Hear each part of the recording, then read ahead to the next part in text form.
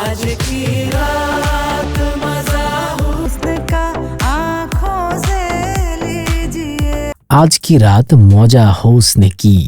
স্ত্রী 2 সিনেমার গানের সঙ্গে নতুন এক তামান্না ভাটিয়াকে আবিষ্কার করেছিলেন সিনেমা জগতের মানুষেরা। গানটি এতটাই জনপ্রিয় হয়েছিল যে রাতারাতি ট্রেন্ডিংয়ে পৌঁছে যায়। এই একটি গানের মাধ্যমেই তামান্নাকে নতুন করে চিনেছেন চলচ্চিত্র জগতের মানুষ এবং ভক্তরা।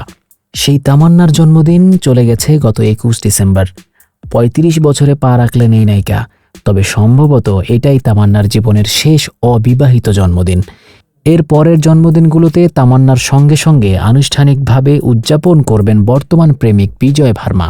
ভারতীয় গণমাধ্যমগুলো বলছে আসছে বছরেই বিয়ের পিঁড়িতে বসতে চলেছেন এই অভিনেত্রী।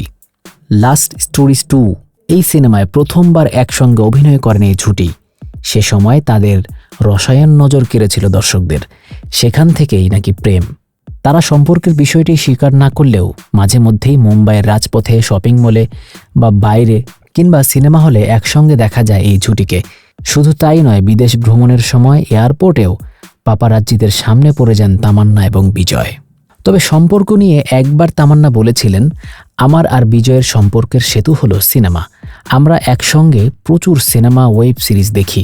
শুধু দেখি বললে ভুল হবে, আলোচনাও করি। তামান্নার মতে দুজনের সম্পর্কের দৃঢ় বন্ধনের কারণ এই সিনেমা।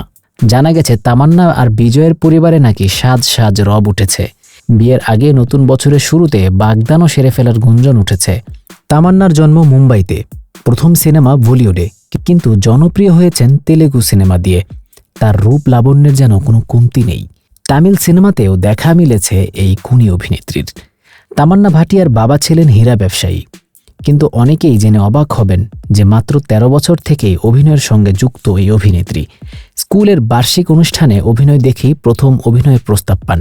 সেই ডাকে সাড়া দিয়ে প্রায় 1 বছর থিয়েটারে কাজ করেন তামান্না। মাত্র 15 বছর বয়সেই নায়িকা হিসেবে দর্শকদের সামনে হাজির হন তিনি। যদিও সিনেমাটি ফ্লপ হয়েছিল, একই বছর তেলেগু সিনেমাতেও অভিষেক হয় তামান্নার।